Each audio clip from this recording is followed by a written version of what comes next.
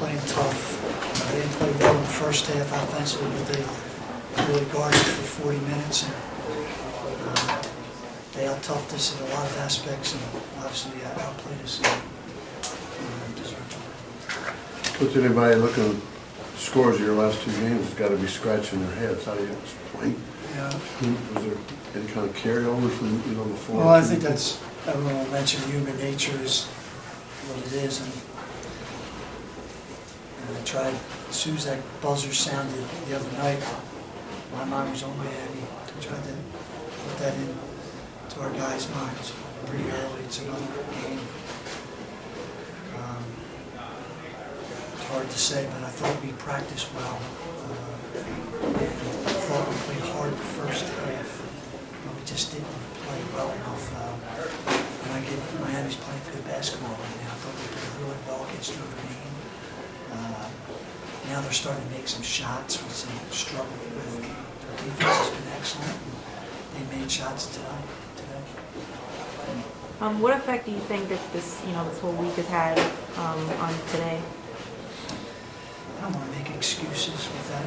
It's been an emotional time for us, but I'm disappointed that I didn't get my group to play like I think they can play. I take great pride in having my team ready. I worked on it. It was in my mind. Obviously happy that we won Syracuse, but it wasn't.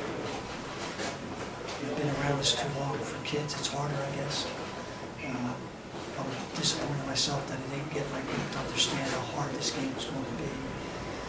Even in the first half, I was happy. It was, 27-22, and missed some open shots, but their toughness wore us down. What do you think about Miami's style of play gave you the most problems today? Well, they switch a lot on the defense, and some teams do that, but I think the advantage that they have is they got so much size at every spot, so if you make a mistake on a switch, whether they're doing a box and one or a matchup zone, they got so much size that they can, to make up for it, they can get out on the shooter and close the gap quicker. The advantage you usually have is down on the offensive end. They don't really, sometimes they don't have a point guard, they don't have a lot of guards, so they're stagnant, and that's been their problem this year. But now, I think they figured out how to get the ball moving, and they're making shots. That's a big part of it. They're making shots that they probably missed earlier in the year. The confidence you can see on their team offensively is much better than it was earlier in the year. Has this been I don't use the word frustrating. What kind of year, when you look at your team, the way it's played this season, obviously they can play well. What is your assessment so far? Well, it's hard to do that in the middle of the season, but it's obviously been a very crazy, frustrating year in a lot of ways. But the guys have done everything they can. We've been in a ton of games. We played good basketball for the most part, even though our record doesn't indicate. We're a good offensive team. We're 23rd in proficient offense. We're not so good a defensive team. It's been our Achilles heel.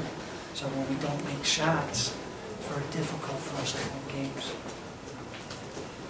Did they do anything, Patrick, in the second half? Did they close it in, or?